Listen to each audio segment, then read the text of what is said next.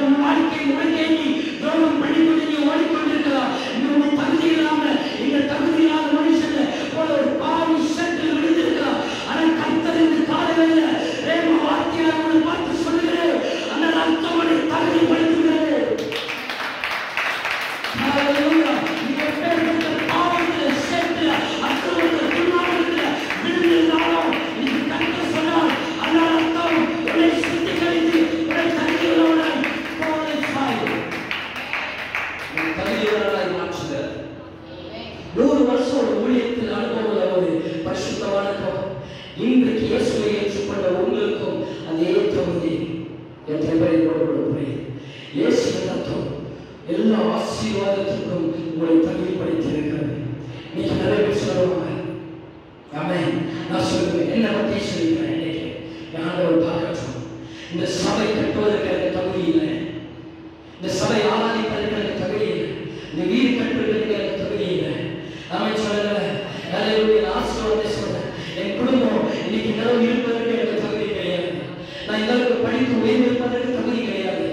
இந்த அளவுக்கு என்னுடைய மனைவி கொடுப்பதற்கு எடுப்பதற்கு தகுதி இல்லை. என் பிள்ளைகளுக்கு எனக்கு தகுதி கிடையாது. என்னுடைய சூத்திரவாசிகளுக்கு தகுதி கிடையாது.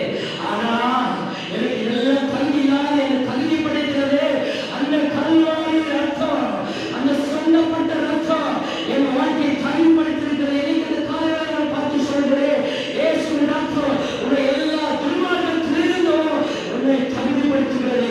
இனி நீ நெஞ்சு நிமிர்த்து கொண்டு பிசாசு சொல்லும், ஏ மரணமே உன் கோதையே, மரணமே உன் ஜெயமே, கிறிஸ்தியனை தகுதிப்படுத்திருக்கிறார். என்னை பரிசுத்தத்திற்கு தகுதிப்படுத்திருக்கிறார். என்னை நீதிமானை தகுதிப்படுத்திருக்கிறார். உண்மையானவனை தகுதிப்படுத்திருக்கிறார். தேவ மனிதனை தகுதிப்படுத்திருக்கிறார். ஒரு விசுவாசமானவனை தகுதிப்படுத்திருக்கிறார். எல்லாவற்றுக்கும் கர்த்தர் என்னை தகுதிப்படுத்திருக்கிறார். இது பாவி இல்லை. பிசாசு சொன்ன, நீ பாவி, நீ தப்பு பண்ணிட்ட, அதனால அற்புதம் நடக்கல, அதனால உன் சபத்துக்கு பதில் வரல, அதனால இந்த தோல்வி, அதனால இந்த போராட்டங்கள், அதனால இந்த பிரச்சனைகள், அதனால இந்த கஷ்டங்கள் என்று பிசாசும் காதல் ஒரு பக்கம் சொல்லிக் கொண்டிருக்கிறார். இன்னொரு பக்கம் தேவாவியவர்களை பார்த்து இந்த காலையில் சொல்றார், you are qualified, நீங்கள் தகுதியானவர்கள். இயேசுவின் by the blood of Jesus Christ. இயேசு கிறிஸ்து பிறப்பதற்கு முன்பு கிமு என்று சொன்னார்கள். இயேசு கிறிஸ்து பிறப்பதற்கு பின்பு கிபி என்று சொன்னார்கள். இந்த உலகமே எப்படி வகையெடுத்தாங்கன்னா கிமு கிபி என்று. இன்னைக்கு இந்த காலையில் உங்களை பார்த்து இன்னொரு காரியத்தை சொல்றேன். எனக்கு தேவாவியான சொன்னது, இயேசு கிறிஸ்து பிறப்பிற்கு பின்பே 2 பகுதிகளாய் நான் உங்களுக்கு கோடிட்டு சுட்டி காட்ட முடியும். ஒன்று அல்ல, இயேசு கிறிஸ்துவின் மரணத்திற்கு முன்பு, இயேசு கிறிஸ்துவின் மரணத்திற்கு பின்பு. இயேசு இன்னைக்கு சொல்றேன், இன்னைக்கு இவர் மறைப்பதற்கு முன்னாடி நேற்று வரைக்கும் ஒரு வாழ்க்கை, ஒரு காலம், ஒரு மறித்த பிற்பாடு இன்றையிலிருந்து இன்னொரு காலம் என்று நம்ம சொல்றேன். என்ன தெரியுமா? இயேசு கிறிஸ்துவின் மரணத்துக்கு முன்பு, இயேசு கிறிஸ்துவின் மரணத்துக்கு பின்பற்றா நீங்க சொல்றோம். ஒரு வாழ்க்கையை கர்த்தர் சொல்றேன், இன்னைக்கு கிறிஸ்துவன் அப்படிதான் வாழணும். ஒரு ஆமென். கிறிஸ்துவன் அப்படிதான் வாழணும். இயேசு ஏற்றுக்கொள்வதற்கு முன்பு ஒரு வாழ்க்கை, இயேசு கிறிஸ்துவை ஏற்றுக்கொண்ட பின்பு ஒரு வாழ்க்கை. இன்னைக்கு எல்லாரும் இயேசு ஏற்றுக்கொண்டிருக்கிறீங்க, அது ஒரு வாழ்க்கை அல்ல. ஒரு ஆமென். பேருக்கு நான் கிறிஸ்துவன், பேருக்கு நான் சுதந்திரம் பண்றவன், பேருக்கு நான் ஜெபம் பண்றவன், பேருக்கு நான் சபைக்கு போறவன். ஆனா கிறிஸ்து மரணத்துக்கு பின்பு ஒரு வாழ்க்கை என்பது போல நீங்கள் பாடுள்ள வாழ்க்கையை நீங்கள் கடந்து வரும் பொழுது, அந்த பாடுள்ள வாழ்க்கை இயேசுவின் சிலுவையை நீங்கள் சோர்ந்து கொண்டு வரும் பொழுதுதான் நீங்கள் உண்மையாக இயேசுவின் கிறிஸ்துவின் பிள்ளைகளாக இருக்கிறீர்கள். ஒரு ஆமென் சொல்லுங்க. ஹல்லேலூயா. சும்மா வந்தவுடனே நான் சர்ச்சுக்கு வந்தேன், சும்மா கை வலிக்கு விழுந்து கை வலிக்கு போச்சு, சர்ச்சுக்கு போனதுனால கை வலிக்கு விழுந்துச்சு, இல்லை இதனால எனக்கு கடன் ஆயிடுச்சு, இதனால குடும்பத்துல சண்டை, இதனால பிரச்சனைன்னு சொல்லிட்டு கொஞ்சம் தோல்விகளை, ஒவ்வொருத்தவங்களை, போராட்டத்தை, நெருக்கடியை பார்த்து நீ திரும்பி ஓடலாம். ஒரு வாழ்க்கையில பணிபுரிவு ஒருபோதும் இருக்காது. சிலுவை சுமக்கணும், சிலுவை நீங்கள் சுமக்கணும், இந்த எல்லாவற்றையும் சகிக்கணும். இயேசுவின் சிலுவை சுமந்து சகிக்கும் பொழுதுதான் உன் வாழ்க்கையில மகத்துவமான காரியம் நடக்கும். ஹல்லேலூயா. நான் சொல்றது காலையில ஆண்டவர் பார்க்கிறார். நீங்கள் அதுக்கு சொல்ல உங்களுக்கு தேவை இருக்க, தைரியம் இருக்க, தகுதி இருக்கான்னு பார்ப்போம். நான் வாழ்ந்தோட இயேசுவுக்காக வாழ்வேன், செத்தாலும் இயேசுக்காக சாகிறேன், அவருடைய சிலுவையை சுமந்து வாழ்கிறேன்.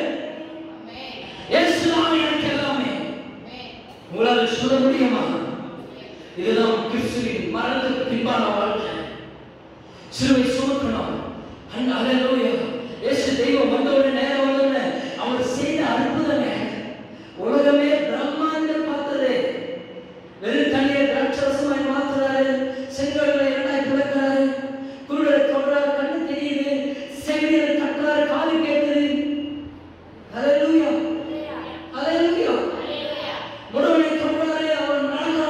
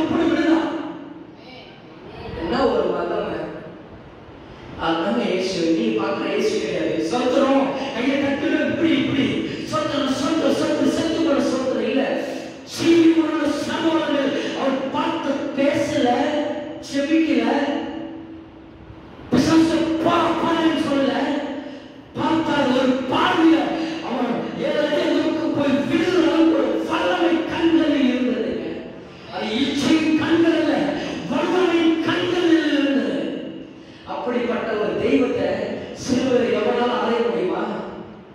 அல்லேலூயா. சிலுவையில் மறிக்க முடியுமா? ஆனா அவர் மறித்தார்.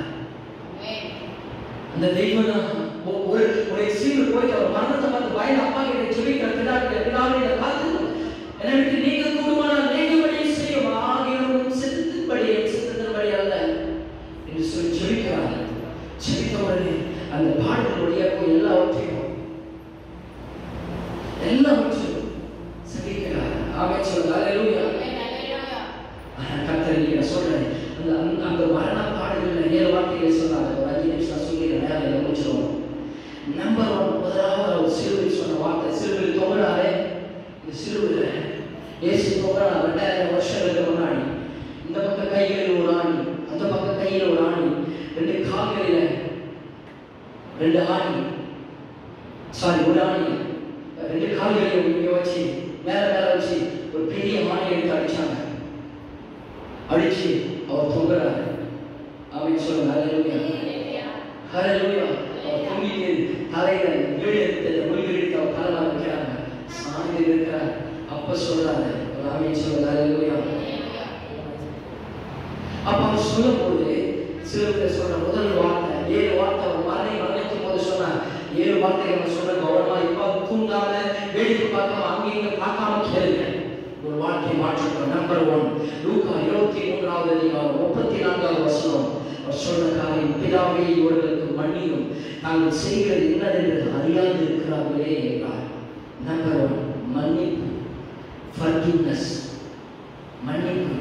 ஆண்டவர் இயேசு சிலுவையில் சொன்ன முதல்ல வார்த்தை மன்னிப்பு. யாரை பார்த்து மன்னிச்சா தெரியுமா? காரி துப்பனானே, ஈட்டியத்து குத்துனானே, கணத்துல அடைந்தானே, இவர்களை பார்த்து சொன்னார், பிதாவே இவங்க என்ன செய்யறாங்கன்னு தெரியாது இருக்கிறார்கள், பிதாவே இவர்கள் மன்னியுங்கள் என்று சொன்னார். ஏன்னா இயேசு மன்னிக்கிறவர். யாத்திராக 34 சொல்லப்பட்டிருக்கிறது. நம்முடைய அக்கிரமங்களையும் மீறுதல்களையும் அவர் மன்னிக்கிறவர். சங்கீதம் 103 சொல்லப்பட்டிருக்கிறது. உன் பிராண அழுக்கு மீட்டும் கிருபையினால் இறக்கமான வீசிட்டு உன் அக்கிரமங்களெல்லாம் மன்னித்திருக்கிறார், நோய்களெல்லாம் குணமாக்கி இருக்கிறார். அப்படியே உணவு ஆக அவர் மன்னிக்கிறவர்.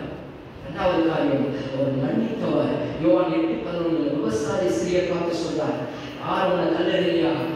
நான் உன்னை கல்லெறிய. அவர் மன்னித்தார். ஆமென். அல்லேலூயா. மூன்றாவது, அவர் மன்னிப்பவர். மத்தேயு 12:22 சொல்லுகிறது, ஒரு முறை இல்லை, 7 முறை இல்லை, 7 தரம் நீங்கள் மன்னியுங்கள் என்று இயேசு சொல்லி அவர் மன்னிக்கிறவராக இருக்கிறார். இன்றைக்கு உங்களுடைய எத்தனையோ பாவம், நான் சொல்றேன், இப்ப இந்த சபைக்கு வருவதற்கு முன்னாடி செஞ்ச பாவம் வரைக்கும் இந்த சபையை நினைச்சு ஏதோ ஒரு தப்பா நினைச்சோம் பார்த்தீங்களா? என்ன குறித்தோ இல்ல வேற ஏதோ குறித்து கொஞ்சம் தப்பான எண்ணத்தோடு நினைச்சீங்க, இந்த வரைக்கும் என்ன உங்களுக்கு சொல்ற மாதிரி இருக்கா? இது வரைக்கும் கர்த்தர் உங்களை மன்னிக்கிறார். நம்பர் 1 மன்னிப்பு. நம்பர் 2 ரட்சிப்பு, சால்வேஷன், ரட்சிப்பு. லூக்கா 23:43 சொல்லப்பட்டிருக்கிறது. அல்லேலூயா. 23:43 சொல்லப்பட்டிருக்கிறது. என்ன சொன்னா, இயேசு அவனை நோக்கி, இன்றைக்கு நீ என்னுடன் கூட பரதீசில் இருப்பாய் என்று மெய்யாக உனக்கு சொல்லுகிறேன் என்று கர்த்தர் சொன்னார். ஆமென். அவர் அதில் முதல் காரியம் கர்த்தரே ரட்சிப்பு. நம்பர் 2 கர்த்தரால் ரட்சிப்பு உண்டாகும். அப்போஸ்தலர் 4:12 மூன்றாவது காரியம், கர்த்தரிடத்தில் தான் ரட்சிப்பு இருக்கிறது. இயேசு இல்லாமல் நீ ரட்சிக்கப்பட முடியாது. ஆமென் சொல்லுங்க. அல்லேலூயா. இயேசு இல்லாமல் ரட்சிக்கப்பட முடியாது. இயேசு இல்லாமல் ரட்சிக்க முடியாது. அப்போ இயேசு சிலுவையில் தொங்குறாரு. இந்த பக்கம் ஒருவர் இப்படி தொங்குறாரு. இடது புறத்துல ஒரு கல்லன் சிலுவையில் தொங்குறான், வலது புறத்துல ஒரு கல்லன் சிலுவையில் தொங்குறாங்க. 3 பேர் சிலுவையில் தொங்குறாங்க. அப்போ இவன் சொல்றான், ஒருத்தர் சொல்றான், வலது இடது புறத்துல பார்த்து சொல்றான், நீ தெய்வம் தான், இவனை காப்பாற்றிக்க வேண்டியதானே. கேவலமா பேசுறான், ஏளனமா பேசுறான். நீ கடவுள் தானே, நீ கடவுளை உங்களை நீங்க காப்பாற்றிக்க வேண்டியதானே அப்படி சிரிச்சுட்டு பேசுறான். இன்னொரு சொல்ற வலது புறத்துல சொல்றான், டேய் ஏண்டா நம்ம பாவம் பண்ணி தப்பு பண்ணி தண்டனையோடு நம்ம சாக வந்திருக்கிறோம் சிலுவையில். அவர் பாவம் அறியாம சிலுவையில் ரத்தம் சிந்தி தொங்குறாரு. அவர் ஏண்டா அப்படி பேசுற, அவர் உண்மையான தெய்வம்டா அப்படி ஒரே ஒரு வார்த்தை சொன்ன உடனே இயேசு சொன்னார். என்னைக்கு உண்மையான தெய்வம் சொன்னாரோ அப்ப இயேசு அவர் பார்த்து சொன்னாரு, நீ என்னோடு கூட பரதீசில் இருப்பாய் என்று சொன்னார். என்னோடு கூட பரதீசில் இருப்பாய் என்று சொன்னார். அன்றைக்கு அதை ரட்சிப்பு. அதுக்கு முன்னாடி வரைக்கும் இயேசு தெரியாது, சர்ச்சை தெரியாது, கோயில் தெரியாது, சபம் தெரியாது, காணிக்கை தெரியாது, ஒண்ணுமே தெரியாது.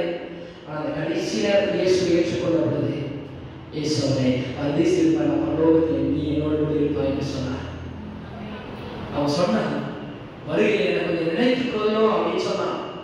அந்த நினைச்சது மட்டும் இல்லை, பரலோகத்துக்கு தூக்கிட்டு போயிட்டான். திருடல அந்த கொலைக்காரன். இதுதான் இன்னைக்கு இந்த வாழ்க்கையில இயேசு உண்மையா சொல்லலாம். இயேசு உண்மையாக ஏற்றுக்கொண்டவர்கள் கர்த்தர் உலகை ரட்சித்துக் கொள்கிறார். நம்பர் 3 மூன்றாவது வார்த்தை என்ன சொன்னார்னா அன்பு. யோவான் 19:26 இயேசு சிலுவையில் தொங்கினாரு. எல்லாரும் அழுதுட்டு இருக்கிறாங்க. இடது பக்கம் ஒருத்தர் இருக்கிறான், வலது பக்கம் ஒருத்தர் இருக்கிறான். தாய் வந்து நிற்கிறாங்க. ஆமென். தாய் வந்து நிற்கும் போது மரியா நிற்கிறார், சீசரெல்லாம் நிற்கிறாங்க, அழுதுட்டு இருக்கிறாங்க. அப்ப இயேசு சொன்னார், தாய் நினைக்கிறான், இருந்த ஒரே மகன் சாக போறான், உலக பிரகாரம் நினைக்கிறான். நீ எனக்கு யாரு இருக்கிறாங்க? எல்லாரும் சொல்லுவாங்க, நான் சாக விட்டு நீ செத்துட்டேப்பா, நான் எல்லாமே வாழ்ந்து அனுபவிச்சுட்டேன், நீ ஒண்ணுமே நீ சாக போறீங்க, நீ வாழ்க்கை யாருமே இருக்குன்னு அப்படின்னு அவர் சொல்லும் போது அப்போ அவர் போட்டு அழுதுட்டு நிற்கிறான். என்ன வேலை தெரியுமா அவருக்கு? இந்த உலகத்துல யாருமே இல்லையா இருக்கு, இருக்கிறது ஒரே பிள்ளை. நம்ம உலகத்தான் சொல்றாரு, எனக்கு கொல்லி வைக்கிறவனுக்கு நான் கொல்லி வைக்கிற மாதிரி ஆயிடுச்சு, எனக்கு யாருமே என் வாழ்க்கை யாரும் பண்ண முடியும்னு சொல்லிட்டு வேலையோடு இருக்கும் போது யாரும் இல்லைன்னு அவன் அந்த வேலை நிற்கும் போது அந்த அறிவு இயேசு சொல்றாரு. அப்பொழுது இயேசு தம்முடைய தாயை நோக்கி, ஸ்திரீயே, அவர் கடவுள் அறிவிச்சாரு, கடவுளுக்கு வந்துச்சாரு. அப்ப சொல்ற தாயை சொல்ற, ஸ்திரீயே, மகளே, ஸ்திரீயே, அதோ உன் மகன். யோவான் இருக்கிறார், அதோ உன் மகன். யோவானை பார்த்து சொல்றார், இதோ உன் தாய் என்று சொன்னவுடனே அவன் இயேசு தாய் தன் சொந்த தாயை ஏற்றுக்கொண்டார். இவர் இயேசு தாயார் மரியாள் யோவானை தன் மகனாய் ஏற்றுக்கொண்டார். அப்படின்னு அவர் அன்பை காட்டுகிறது. இயேசு சாகிற நேரத்திலையும் தாயை வணங்குங்க, தாயும் செய்யவர்கள் அன்பின் கடமைகளை செய்கிறாங்க. நீங்க நான் சொல்றேன், அதுல முதல் காரியம் பெற்றோரை கனம் பண்ணுங்கள். நீங்களும் சரி, அவன் அல்லேலூயா. யாத்திராம 20:12 சொல்லி இயேசு கனம் பண்ணாரு. நீங்களும் பெற்றோரை கனம் பண்ணுங்க. அவங்க நல்லவங்க கெட்டவங்க பெற்றோரை கனம் பண்ணுங்கள். இயேசுடைய அன்பு உங்களுக்குள் இருக்குமையானால் நம்பர் 2, பெற்றோரை கவனித்துக் கொள்ளுங்க. வயசான காலத்தில் அவங்க கவனித்துக் கொள்ளுங்க. வயசான காலத்தில் நம்ம ஸ்டைல, நம்ம ஸ்டேட்டஸ், நம்ம பணம், நம்ம செல்வாக்கு, நம்ம நடை, நம்ம உடை பாவனை பார்த்து அவங்களை ஏராளமாக நினைக்காம அவளுக்கு செய்ய வேண்டிய கடமைகளை நீங்கள் கட்டாயம் செய்ய வேண்டும். நீதிமொழிகள் 23வது அதிகாரம் 22 சொல்லப்பட்டிருக்கிறது. 3வது, பெற்றோரை காத்துக் கொள்ளணும். அவன் அல்லேலூயா. அவன் நல்லா பாதுகாத்துக் கொள்ளுங்க. நல்ல ஒரு சும்மா ஏதோ ஒரு குடிசை, ஏதோ ஒரு இடத்துல வாழ்க்கை, ஏதோ ஒரு வாழ்க்கை சும்மா எப்பவுமே போயிட்டு நமக்கு ஒரு ரூபாய்க்கு ஒரு மாசம் பார்த்தா அவங்க 5000 ரூபாய்க்கு போறேன், நான் பெருமையை காட்டுறேன், பணத்தை காட்டுறது இல்லை. அவரை பராமரித்து காத்துக் கொள்ளுங்க. அவன் கீழ்ப்படியுங்கள். கர்த்தருக்கு சொல்ல பெற்றோர் கீழ்ப்படியுங்கள் சொன்னாங்க. அப்போ லேவியர் 19:3 சொல்லப்பட்டிருக்கிற பெற்றோரை காத்துக் கொள்ளுங்கள். நீங்க சொல்ற சின்ன வாலிபர்களா இருந்தாலும் சரி, உங்க பெற்றோரை நீங்க கனம் பண்ணணும். அவன் அவளை கனம் பண்ணணும். எனக்கு மிஞ்சினது நீ கிடையாது, உங்களுக்கு என்ன தெரியும், கேவலமா பேசாதீங்க. அவர்களை கனம் பண்ணுங்க, ஆனர் பண்ணுங்க. 2வது, கவனிங்க, அவங்களை கவனித்துக் கொள்ளுங்க. சாப்பிட்டா இல்லையான்னு அவங்களை கேளுங்க, கவனிங்க.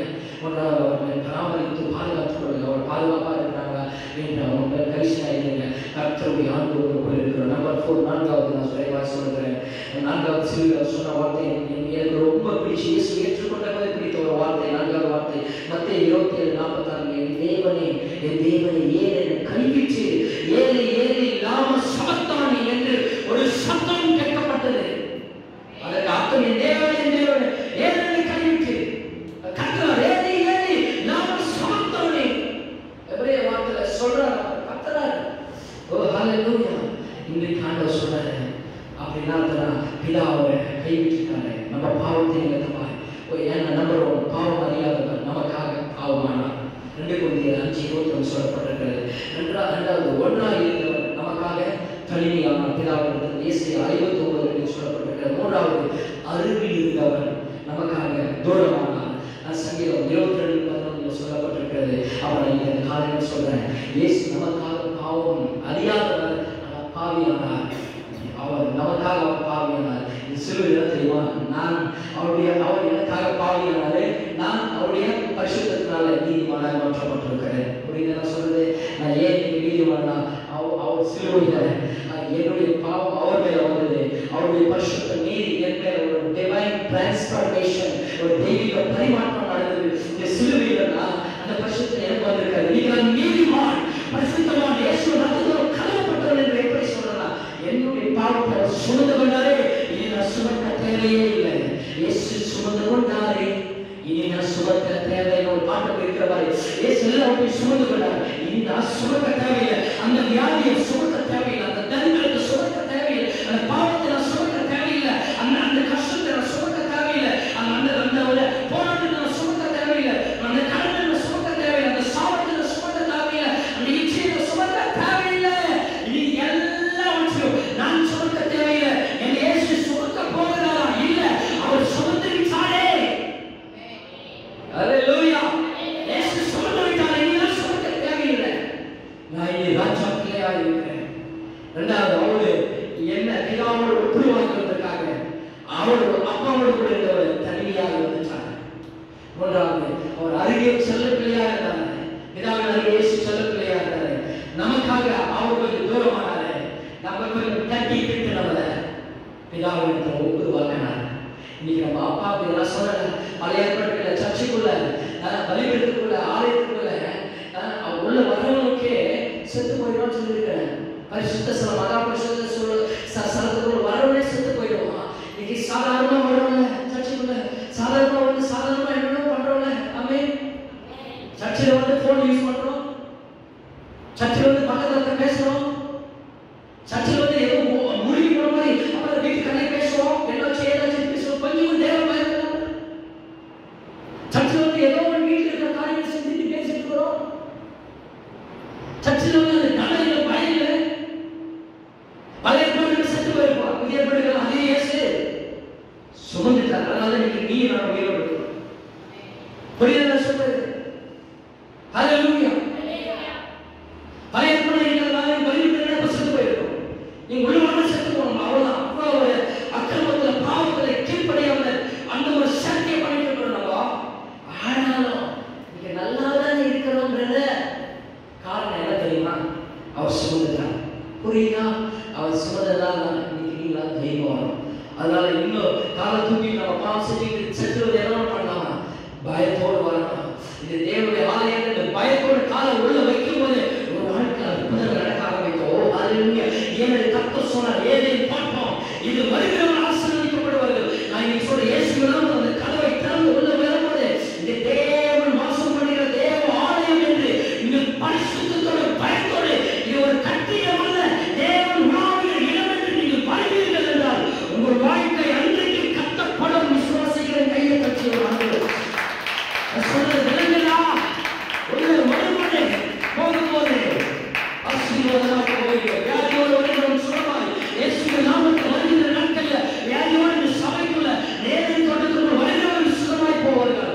ஆவியால் வருகிறவர்கள் பரிசுத்தமாக்கப்பட்டு போவார். எல்லாவற்றையும் இழந்து வருகிறவன் கர்த்தருடைய கிருபையோடு புறப்பட்டு செல்லுவான். நீங்கள் பலவீனத்தோடு வரும்போது பலத்தோடும், பாவத்தோடு வரும்போது பரிசுத்தத்தோடும், துக்கத்தோடு வரும்போது சமாதானத்தோடும், தரித்திரத்தோடு வரும்போது ஆசீர்வாதத்தோடு நீங்கள் புறப்பட்டு செல்வீர்கள். இந்த இடம் தேவன் இந்த சிலுவை இந்த ஆலயத்திற்காக, இது அவருடைய கட்டிடம் அல்ல, அவருடைய சபை. நம்பர் 5 சொல்றேன், தாகமாய் இருக்கிறேன் என்று சொன்னார். யோவான் 19:28. அதன் பின்பு எல்லாம் முடிந்தது என்று இயேசு அறிந்து தேவ வாக்கியம் வேத வாக்கியம் நிறைவேறத்தக்கதாய் தாகமாய் இருக்கிறேன் என்றார். அவர் தாகமாய் இருந்தவர் நமக்காக. மத்தேயு 27:48. இரண்டாவது தாகத்தை தீர்க்கிறவர் யோவான் 7:37-38. மூன்றாவது தாகம் தீர்க்க சொன்னவர் மத்தேயு 25:35. அவர் தாகமாய் சிலுவையில் சொல்றாரு, தாகமாய் இருக்கிறேன். உடனே சேவகன் குடும்பத்தை சொன்னா கடல் காலம் அதை எடுத்துட்டு வந்து ஒரு என்ன பண்ற கடல் காலம் ஒரு காடியை தோய்த்து ஈஸ்வர தண்ணியில மாற்றி அவர் வாய்க்கிட்டு போய் நீக்கி கொடுக்கிறான். எட்டிக கசப்புன்னு சொல்லியிருப்பாங்க, கேள்விப்பட்டிருக்கீங்களா? அதை விட கசப்பா இருக்கும். அது அவர் தாகமா இருக்கு, அதே வாய்க்கிட்டு கொடுக்கிறான். இதை கூடி தான் தாகமா இருக்கு. அவர் அதிகம் வாங்கிக்கொள்ள அவன் சொல்லுங்க ஹல்லேலூயா. அவர் தாகமாக இருக்கிறார். உங்களுடைய தாகத்தை போக்குவதற்காக. நம்பர் 6 முடிந்தது. It is finished. That is sorry. யோவான் 19:30 இயேசு காடியை வாங்கின பின்பு முடிந்தது. வாங்கினார், முடிக்கல, முடிந்தது என்று சொல்லி தலையை சாய்த்து ஆவியை ஒப்புக் கொடுத்தார். அதில் அவர் முடிந்தது என்ன சொன்னார்? பிதாவின் சித்தத்தை முடித்தார். யோவான் 4:34 இரண்டாவது பிசாசை ஜெயித்து முடித்தார். ஒன்று யோவான் 3:8 பிசாசின் கிரியைகளை அழிப்பதற்காகவே இயேசுகுமார் தேவகுமாரன் வெளிப்பட்டார். மூன்றாவது பாவத்தை சுமந்து முடித்தார். யாருடைய பாவத்தை? தன் பாவத்தையே அவரை சுமந்து முடித்தாரா? உன்னுடைய பாவம் என்னுடைய பாவத்தை அவர் சுமந்து முடித்த தீர்த்த தேவ ஆட்டுக்குட்டியானவர். உன்னுடைய பாவம், சாபங்கள், வியாதி, அக்கிரமங்கள், உங்களுடைய எல்லா தீமைகளை கர்த்தர் சிலுவையில் சுமந்து முடித்தார். நம்பர் 7 கடைசி வார்த்தை சொன்னார். எல்லாரும் முடிச்சு I commit my spirit, என் ஆவியை ஒப்புவிக்கிறேன் என்று லூக்கா 23:44 சொல்லப்பட்டிருக்கிறது. அப்பொழுது ஏறக்குறைய 6 மணி நேரமாக இருந்தது. 9 மணி நேரம் வடக்கும் பூமியக்கும் அந்தகாரம் உண்டாயிற்று. சூரியன் இருளடைந்தது. தேவ ஆலயத்தின் திரைச்சீலை நடுவில் இரண்டாக கிழிந்தது. 46 இயேசு பிதாவே உம்முடைய கைகளில் என் ஆவியை ஒப்புவிக்கிறேன் என்று மகா சத்தமாய் கூப்பிட்டு சொன்னார். இப்படி சொல்லி ஜீவன் என்றார். பலன் இல்ல, நம்ம சொல்ல கொஞ்சம் சொல்லணும் அப்படின்னு வார்த்தை வராது, பேச்சு வராது. 4 நாள் சாப்பிடாம படுக்கையில வியாதியோட இருப்பாரு. காத்துதான் வரும். கரெக்டா இல்லையா? அவருக்கு ரத்தம் போயிடுச்சு, சரீரம் போயிடுச்சு, எல்லாமே போயிடுச்சு. கடைசியாக சொல்றாரு விசுவாசத்தை ஆவியில் அவர் சொல்றாரு. என்ன சொல்றாரு தெரியுமா? பிதாவே உம்முடைய கைகளில் என் ஆவியை ஒப்புவிக்கிறேன் என்று மகா சத்தமாய் கூப்பிட்டு சொன்னார். இப்படி சொல்லி ஜீவனை விட்டார்.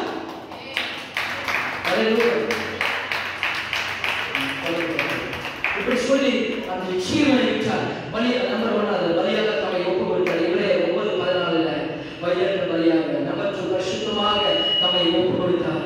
எபேசியர் 5:27 3 பாதுகாப்பாக தம்மை ஒப்புக் கொடுத்தார். யோவான் 10:8 பிதாவின் சித்தத்திற்கு அவரை ஒப்புக் கொடுத்தார். ஆமென் சொல்லுங்க ஹல்லேலூயா.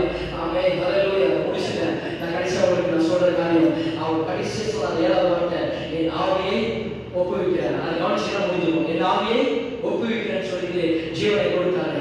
அப்ப அது சொன்ன I commit my spirit. அவர் ஒரு கமிட்மெண்ட், அவர் ஒரு கமிட்மெண்ட் சொல்றாரு. என்ன கமிட் சொல்றதுனா என் ஆவியை ஒப்புவிக்கிறேன்னு சொல்றாரு. இன்னைக்கு ஒரு 4 விதமான கமிட்டை நீங்க சொல்லணும். ஒரு உறுதிமொழி, 4 விதமான உறுதிமொழியை நீங்க எடுக்க வேண்டும். உதாரணம் சொல்லுங்க ஹல்லேலூயா. எத்தனை 4 விதமான உறுதிமொழி நீங்கள் எடுக்கணும். Number 1 be committed to God. be committed to God அப்படினா கடவுளிடம் உறுதியாக இருங்கள். எப்படி இருக்கணும் சொல்லுங்க? எப்படி சொல்லுங்க? குட் ஃப்ரைடே வருது, ஈஸ்டர் வருது, இல்ல ஞாயிற்றுக்கிழமை வருது, கிறிஸ்துமஸ் வருது, இல்ல சண்டே இல்ல, கடவுளிடம் உறுதியாக இருக்கணும். சொன்னல செத்தாலும் ஆண்டவருக்காக சாகுறேன் என்ற ஒரு உறுதிமொழிக்குள் இருக்கணும். அப்பதான் நம்ம வாழ்க்கையில பரிபூர்ணம் அடையும். Number 2 be committed to family. உங்க குடும்பத்துடன் உறுதியாக இருக்கணும். ஆமே ஊருக்கெல்லாம் ராஜாவா இருப்பான், குடும்பத்துக்கு ஆண்டியா இருப்பான். ஆமே ஊரெல்லாம் பேர் பெருமையா ஊருக்கு ஒண்ணு இருக்க மாதிரி இல்லை. குடும்பத்துடன் உறுதியா இருக்கணும். குடும்பத்துல யார் இருக்காரோ அவங்க ஒரு ஃபெலோஷிப் ஐக்கியத்தில் உறுதியா இருக்கணும். Number 3 be committed to church. ஆமே be committed to church. சொல்லுங்க சபையில உறுதியா இருக்கணும். ஆமே சபையில உறுதியா இருக்கணும். சொன்னா ஏதோ சபைக்கு நான் போறேன் பாத்தீங்கன்னா நம்ம அப்படின்னா ஃபங்க்ஷன் வர மாதிரி வரும். பார்க்குற கரெக்டாக ஆரம்பத்துக்கு ஒரே ஓடியெல்லாம் எங்க டைம் வச்சு திரும்ப பார்க்குற 3 பேர் கரெக்டாக 3 பேர் இந்த டைம் ஓடின்னு எனக்கு தெரியல. ஆரம்பத்தில் முடியாது. எது சொல்றேன்? கமிட்டட்னா சர்ச்சி. அது என் நாட்டுடைய சர்ச்சி என்னுடைய சபை வரும்போது முன்னாடியே வரமா ஒரு 1/2 மணி நேரம் முன்னாடி வந்து எதாவது துடைக்கணுமா, இல்லை எதனா சரி பண்ணணுமா, இல்லை ஃபேன் போட, லைட் போடணும், பாய் போடணுமா, எதோ காரியங்கள் அதெல்லாம் செய்து சுத்தம் பண்ணி வைக்கணும். ஆமென் ஹல்லேலூயா. நான் வந்து எல்லாம் ரெடி பண்ணிட்டு போடுவேன். ஒரே ஓட்ட பார்க்க ரோடு பார்க்கணும்ப்பா என்னன்னா ஒரு இது நீங்க எல்லா சபையிலும் எல்லா இடத்துலையும் நடக்கிற நாங்கள் வெளியே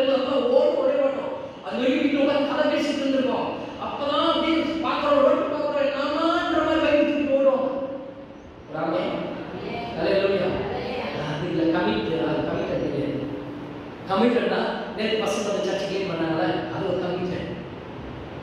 விஜய் காவலை எனக்கு வந்தாங்க சர்ச்சை, அவங்க நீ சொன்னியா சொல்லு, யார் சொல்ல, அவங்களே வந்தாங்க. சாவி ஆண்டி கேட்டாங்க, ஆண்டி பசங்க சாவி வாங்கிட்டாங்க, வந்து அவங்களே வாப்போட க்ளீன் பண்ணி தொடச்சி க்ளீனாக வச்சுட்டாங்க. இதுதான் கமிட்டட் டு சர்ச். ஒரு ஆமாம் நிறைய அது வரும்போது தான் வாழ்க்கையில் ஆசீர்வாதமாக இருக்கும். ஆமாம் சொல்ல நிறைய சில நேரத்தில் அப்படின்னா நான் ஒரு சமையல் இருக்கும்போது எல்லா வேலையும் நான் செய்வேன். சர்ச்சை கேட்டு தான் வருவேன். எல்லாமே படிச்சுட்டு எல்லாம் உட்காந்து இருக்கும்போது மொத்த வேலை நான் செஞ்சுட்டே இருப்பேன். அப்போ ஒருத்தர் என் கூட இருப்பாரு, 2 பேரும் வேலை செய்ய போயிருக்கோம். நான் எல்லா வேலை செஞ்சுட்டு அவர் பாட்டு உட்காந்து ஃபோன் நோட்டிருப்பாரு, ஏதாவது பாடிட்டு இருப்பாரு. அந்த நேரத்தில் என்னவோ பெரிய இவர் மாதிரி அவர் பாட்டு பாடிட்டு இருப்பாரு, அப்படி ஆராதனை பண்ணுற மாதிரி பெருசாக பண்ணிருப்பாரு. நான் எல்லா வேலை செஞ்சுட்டு இருப்பேன். பாஸ்போர்ட் யாரும் உள்ள வரும்போது பார்த்தோம்னா அப்பதான் முடியாது, இதே பட்டு அதே பட்டு போறாரு, ரேட் பண்ண தெரியாது, பரவாயில்ல நம்ம ஹெல்ப் பண்றாரு, கூட இருக்கோம், இதே பண்ணல அதை பண்ண வாங்கி பண்ண செய்வாரு. கொஞ்ச நேரம் கழிச்சு பார்த்தா தெரியுது திருத்த வருஷமா அவர் கண்ணோட வெளி பண்ற மாதிரி. அப்பதான் யாராவது உள்ள வருவாங்க, கரெக்டா வந்த மாதிரி பண்ணுவாங்க. ஆனா பாக்கிறவங்க என்ன நினைச்சுப்பாங்க, நம்ம பாஸ்டர் 2 பேரும் கஷ்டப்பட்டு கிளீன் பண்ணி செஞ்சுட்டு இருக்காங்க. ஆனா வெளியில வந்து பார்த்தா தான் தெரியும் யார் என்ன பண்றாங்க. இது கமிட்டட். ஆண்டவர் பார்க்கறாரு, பாஸ்டர் பார்க்கறாரு இல்லையோ, ஆண்டவர் பார்க்கறாரு. ஆமென், ஹல்லேலூயா. உண்மையா இருக்கணும், கமிட்டட் உண்மையா இருக்கணும். ஆண்டவர் ஆலயத்துக்கு வரமா, உண்மையான ஆலயத்தை தொலைவிட்டு ஒற்றடி கிளீன் பண்ணி என்ன வேலை கூட செய்ய முடியுமோ வைக்கப்படாமல் செய்யும்போது தான் ஆசீர்வாதத்தை நீங்க பார்ப்பீங்க. Number 4, be committed to dream. Be committed to dream. உங்களுடைய கனவு காண்பதில் உறுதியாக இருங்கள், இல்லை உங்கள் கனவு உறுதியாக இருங்கள். ஆண்டவர் ஒரு சொப்பனத்தை, ஒரு கனவை, ஒரு தரிசனத்தை ஆண்டவர் கொடுத்தாருன்னா அது உறுதியாக இருக்கணும். ஆமென், ஹல்லேலூயா. யாக்கோபு சொல்றாங்க, நீ ஆசீர்வதித்தாலே நம்ம விடுகிறது. யோசேப்பு சொன்னா அவன் கனவு கண்டா இந்த கனவு பெறவே நம்ம விடல. ஆண்டவர் ஒரு தரிசனத்தையோ கனவையோ வாக்குத்தத்தத்தை எதை கொடுத்திருக்கிறாரோ அது உறுதியாக இருக்கணும். அது கிடைக்கிற வரைக்கும் கர்த்தர் தாமே நம்ம ஆசீர்வதிப்பாராங்க. இந்த 7 வார்த்தைகள் அவர் கர்த்தர் சொல்லி கடைசியா சொன்ன வார்த்தை, என் ஆவியை ஒப்புவிக்கிறேன் என்று. ஐ கமிட் மை ஸ்பிரிட். ஆவியை அவர் ஒப்பு கொடுத்தாங்க. ஆனா இன்றைக்கு நாம சபையில் இருக்கிறனால 4 கமிட்மெண்ட் நாம எடுக்கணும். 4 கமிட் பண்ணணும். நாம சொன்னல உறுதிமொழி எடுக்கணும். 1, கடவுளிடம் உறுதியா இருக்கணும். முதல் கடவுளிடம் உறுதியா இருக்கணும். கணவர்கிட்ட அப்பா கிட்ட அம்மா கிட்ட முதல்ல கணவர்கிட்ட, முதல் கடவுள்கிட்ட சொல்லு வாயிலாக முதல் கடவுள்கிட்ட உறுதியா இருக்கணும். 2வது குடும்பத்தில் உறுதியா இருக்கணும். சபையும் கிடையாது. 2வது என்ன, குடும்பம் தான். குடும்பத்தில் உறுதியா இருக்கணும். 3வது தான் சபையில உறுதியா இருக்கணும். டைமிங் பண்ணணும், சபையில செய்ய போகணும். 4வது நம்ம கனவுல உறுதியாக இருக்கும்போது உங்கள் கனவு நிச்சயமாய் தரிசனம் நிறைவேறும். கர்த்தர் ஆசீர்வதிப்பாராக. எழுந்திருக்கலாம் தாமே இந்த குட் ஃப்ரைடே புனித வெள்ளி ஆண்டவர் சொன்ன சிறு 7 வார்த்தைகளில் பிரதானமாய் கர்த்தர் சொன்ன இந்த கமிட்டட். இன்னைக்கு நீங்க 4 தீர்மானங்களை எடுக்கும்போது அந்த ரத்தம் உங்களை அதன் வழியாக நடத்தும். ஆமென், ஸ்தோத்திரம், ஹல்லேலூயா. கர்த்தர் தாமே எல்லா கண்களை மூடி ஆண்டவரை ஒப்புக்கொள்ளுங்கள்.